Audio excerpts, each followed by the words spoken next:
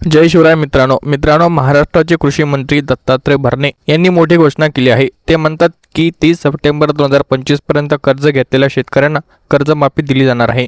मित्रांनो, शेतकरी बांधवांसाठी ही बातमी थोडासा दिलासा देणारी आहे। गेल्या अनेक वर्षांपासून अवकाळी पाऊस, दुष्काळ, गारपिटी, भाव न मिळाल्याने शेतकरी कर्जाच्या खाईत अडकले आहेत। 2 लाख रुपयापर्यंत शेतकऱ्यांची कर्जमाफी आणि नियमित कर्ज फेडणाऱ्यांना 50 लाख रुपयांचं 50,000चं प्रोत्साहन यामुळे लाखो शेतकऱ्यांना आर्थिक आधार मिळण्याची शक्यता आहे। पण मित्रांनो, पूर्वीही अनेक वेळा अशा घोषणा झाल्या, शेतकऱ्यांनी आशा बाळगली, पण प्रत्यक्षात अंमलबजावणी किती झाली यावरही शेतकऱ्यांचा मुख्य प्रश्न हाच आहे की घोषणा फक्त कागदावर राहणार का की प्रत्यक्षात येणार? पात्र शेतकऱ्यांच्या खात्यात कर्जमाफी होणार? सरकारने याबाबत स्पष्ट वेळापत्रक, निकष आणि कृती लवकरात लवकर जाहीर करावी।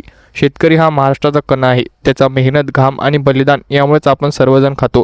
त्याला कर्जमुक्त करणे ही केवळ आर्थिक मदत नव्हे तर न्याय आहे। शेतकऱ्यांना आता फक्त आश्वासन नाही तर ठोस कृती हवी। मित्रांनो, तुम्हाला या कर्जमाफीच्या घोषणेबाबत काय वाटतं? शेतकऱ्यांना यावेळी खरोखर दिलासा मिळेल का? कमेंटमध्ये नक्की सांगा। पूर्ण बातमी वाचा आणि शेअर करा। भेटूया नवीन अपडेट्ससह। जय शिवराय, जय महाराष्ट्र।